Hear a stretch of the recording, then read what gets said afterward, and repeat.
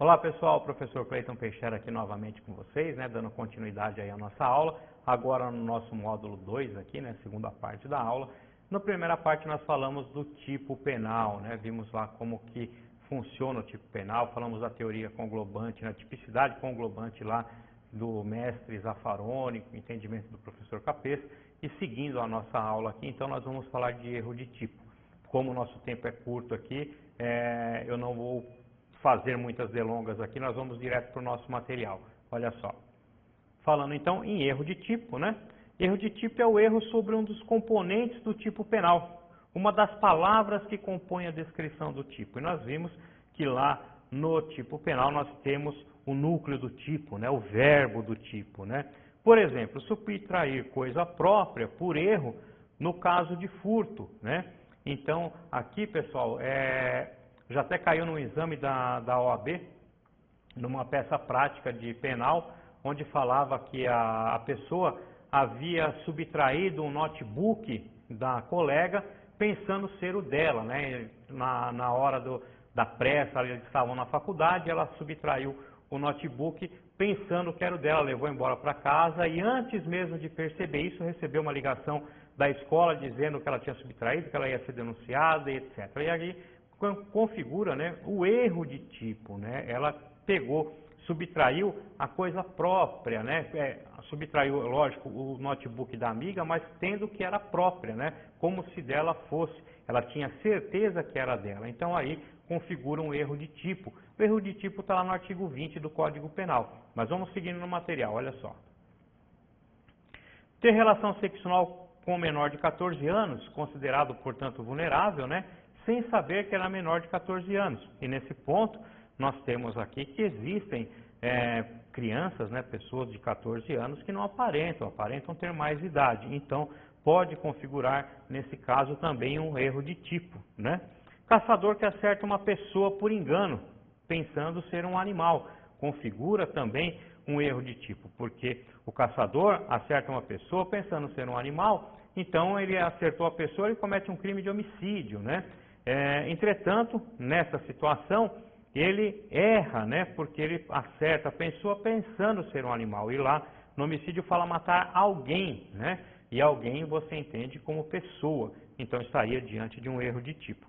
Tipo penal do homicídio, como eu disse aí, é matar alguém, E o animal não é alguém, Entretanto, ele tinha plena convicção que ele estava acertando um animal. Então aí sim configura o erro de tipo.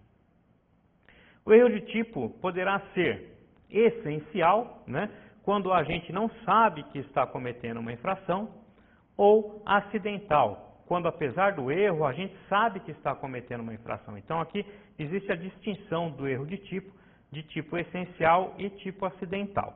No essencial, pessoal, olha só, o erro de tipo incriminador e o erro de tipo permissivo. Nós temos essas duas categorias e vamos começar aqui pelo erro de tipo incriminador. Está lá no artigo 20 do Código Penal. O erro sobre o elemento constitutivo do tipo penal de crime exclui o dolo, mas permite a punição por crime culposo se previsto em lei. Então aqui o erro sobre elemento constitutivo do tipo penal exclui o dolo, mas permite a punição por culpa, se assim for previsto. Então olha assim, o erro de tipo incriminador é aquele que incide nos elementos objetivos que compõem o tipo penal. Ou seja, quando a gente se equivoca a respeito da situação fática que está realizando ao cometer o crime. Logo, ao cometer o crime, age acreditando estar fazendo outra coisa, Então, por exemplo, transporta um pacote de cocaína pensando que é farinha de trigo, Ele acreditava estar transportando a farinha de trigo e não a cocaína, O erro de tipo incriminador irá sempre, pessoal, afastar o dolo, permitindo que o agente responda pela forma culposa se o erro for evitável, produto de falta de cuidado, ou ainda afastar o dolo e também a culpa se o erro for inevitável, tornando, portanto, o fato atípico, tá bom? Inevitável, invencível, excusável. Isso aqui como exemplo para vocês. Então, exclui o dolo e culpa, Se o erro de tipo for inevitável, invencível, excusável, né? Então exclui o dolo e a culpa e o fato é atípico. Qualquer um em seu lugar também incidiria em erro. E aqui é isso que você tem que ter em referência aí, né? O conhecimento do homem médio, né? Então, se qualquer um naquela situação também cometeria a mesma conduta, então ele seria inevitável, né? Invencível, excluindo o dolo e a culpa, portanto, fato atípico. E nós temos o evitável, o vencível, inexcusável, né? E aí sim você exclui o dolo, tá? Mas ele pode responder de forma culposa se o crime permitir, né? Se houver a conduta culposa. Como, por exemplo, o erro poderia ter sido evitado com uma maior diligência de sua parte. Portanto, nem todos incidiriam nele. Perfeito? Então, fica aqui o erro de tipo evitável e o inevitável, né? E o erro de tipo permissivo. E aqui o erro de tipo permissível está lá no parágrafo 1º do artigo 20, que fala assim, ó, é isento de pena quem, por erro plenamente justificado pelas circunstâncias, supõe situação de fato que, se existisse, tornaria a ação legítima. Não há isenção de pena quando o erro deriva de culpa e o fato é punível como crime doloso. Olha só, ocorre quando o agente pratica um fato tido como criminoso por acreditar estar em situação de legítima excludente de ilicitude. Então, quando você age em erro aqui permissivo, pessoal, aqui do artigo 1º, do parágrafo 1º do artigo 20, você acredita que está em uma situação de excludente de ilicitude, chama-se aqui excludente putativa, né? Então você realmente acredita que você está agindo em legítima defesa, ou em estado de necessidade, ou exercício regular de direito, né? Então você acredita realmente que você está diante de uma situação de excludente de ilicitude. Então aí você tem o erro de tipo, afastando aí o dolo, perfeito? Não há isenção de pena quando o erro deriva de culpa e o fato é punível como crime culposo, por certo. Por exemplo, olha só, a gente mata alguém pensando em encontrar-se em legítima defesa, porque supõe que tal pessoa estava prestes a lhe tirar a vida, ou seja, acredita estar diante de agressão injusta, iminente, que na verdade não existia. E aqui nós falamos então em legítima defesa putativa. Trata-se das discriminantes putativas, como eu disse a vocês, legítima defesa putativa, estado de necessidade putativo, estrito cumprimento do dever legal putativo e o exercício regular de direito putativo, tá? Então aqui no parágrafo 1º fala de tipo permissivo, né, erro de tipo permissivo, que é quando o agente acredita realmente estar agindo em uma causa excludente de ilicitude, quando na verdade não está. O erro de tipo permissivo terá basicamente as mesmas consequências do erro de tipo comum, quais sejam sempre afastar a responsabilidade por dolo, podendo punir a forma culposa do crime se o erro for evitável, produto de falta de cuidado, ou afastar também a responsabilidade por culpa se o erro for inevitável, excluindo assim o crime e isentando o réu de pena. Aí uma observação que eu trago a vocês, né? Na hipótese de erro de tipo permissivo e evitável, produto de falta de cuidado, o agente responderá pela forma culposa do crime por meio da chamada culpa imprópria, já que nessa situação há dolo na conduta. O agente quer atingir o suposto agressor, mas esse dolo será afastado para punir impropriamente a forma culposa do crime. O que quer dizer isso? A culpa imprópria, produto de erro de tipo permissivo, é a única hipótese no direito penal que se admite falar em tentativa de crime culposo. E olha só, isso ocorre, por exemplo, quando, acreditando estar agindo em legítima defesa putativa, né, o agente, com dolo de matar o suposto agressor, erra o disparo e esse sobrevive, havendo assim uma tentativa de homicídio doloso, mas afasta-se o dolo em razão do erro de tipo permissivo, punindo assim a tentativa de homicídio doloso na forma culposa. Então fica essa observação para vocês, tá bom? E depois nós vamos falar de erro de proibição. E aí já estamos lá no artigo 21 do Código Penal, né? Que fala assim, o desconhecimento da lei é inexcusável. O erro sobre a ilicitude do fato, se evitável, isenta de pena. Se evitável, poderá diminuí-la de 1/6 a 1/3. O parágrafo único diz assim: considera-se evitável o erro se o agente atua ou se omite sem a consciência da ilicitude do fato, quando lhe era possível, na circunstância, ter ou atingir essa consciência, né?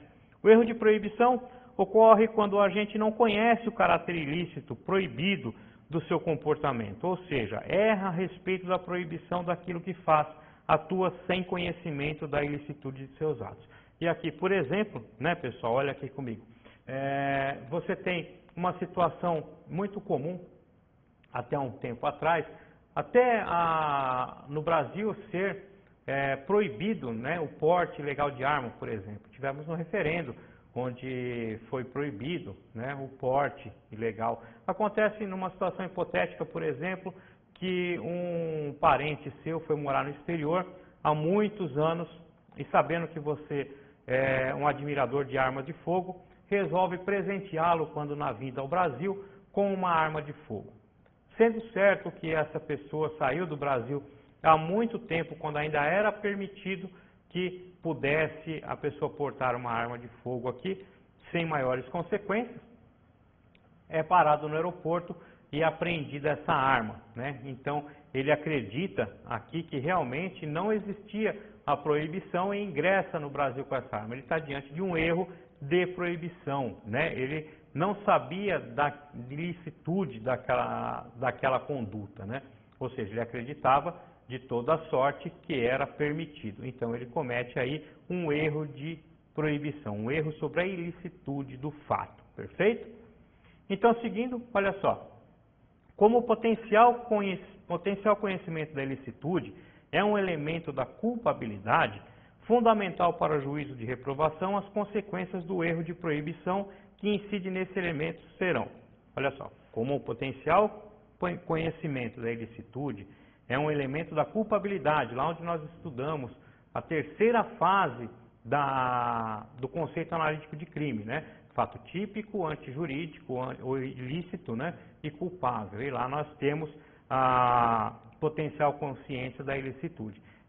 Sendo certo que essa fase é analisada lá na culpabilidade, nós temos duas consequências aqui. Olha só, como o potencial conhecimento da ilicitude é um elemento da culpabilidade, fundamental para o juízo de reprovação, as consequências do erro de proibição que incidem nesses elementos serão afastar a culpabilidade e o crime, isentando de pena, se o erro for inevitável. Ou, se for evitável, né, reduzir a pena de 1/6 a 1/3. Desculpem, faltou uma barra aí, né? Então, de 1/6 a 1/3 se for evitável. Nós temos o erro de tipo acidental, né? No caso de erro de tipo acidental, o agente é punido na medida da sua intenção, né? Então, quando se fala em erro de tipo acidental, nós temos que analisar a intenção do agente, né? E ela pode ser aqui sobre o objeto, né? Sobre a pessoa, nós temos o arrebatio ictus e o arrebatio criminis. Nós vamos falar cada um deles também. Olha só. Sobre o objeto primeiro, né? Então, aqui um erro de tipo acidental e sobre o objeto. Olha só. Acidental sobre o objeto. Ocorre quando a conduta do agente recai sobre coisa diversa da pretendida. Por exemplo, o agente furta relógio de marca diversa da que pretendia furtar. O erro, nesse caso, é irrelevante, devendo o agente responder pelo crime de furto simples consumado. Simples assim, né? Ele furtou um relógio de marca diferente e isso não desconfigura o crime de furto, né? Aí tem uma observação para se fazer aqui com relação ao valor da coisa. Imagine que o agente pretendia furtar o relógio que, segundo o seu entendimento, teria ínfimo valor. Entretanto, o relógio furtado era banhado a ouro e composto de pedras preciosas, com valor considerável. Poderia o réu alegar a bagatela, né? E aí a doutrina entende assim, que sim, o agente responde na medida da sua intenção. Sendo que a intenção era subtrair coisa de ínfimo valor, né? O contrário também é verdadeiro, ou seja, embora o relógio fosse de valor ínfimo, não poderá alegar a bagatela. Então, pessoal, aqui quando se fala em valor da coisa, nós temos que analisar duas vertentes, né? Temos que saber se o que o agente pretendia. Se ele pretendia roubar um valor, furtar um relógio de valor ínfimo, ainda que ele tenha um valor considerável por ser banhado a ouro e etc., ele pode sim alegar a bagatela, porque a intenção dele era de bagatela, era furtar um relógio de valor ínfimo. Entretanto, o contrário também é verdadeiro, né? Se ele furta aí um relógio pensando ser de grande valia, né? E na verdade é um relógio falsificado, não há que se falar em aplicar a bagatela aqui, porque a intenção dele era de furtar um relógio com elevado valor, perfeito? Então aqui nós falamos sobre o erro acidental sobre o objeto. No próximo bloco falaremos das demais opções aqui. Até logo.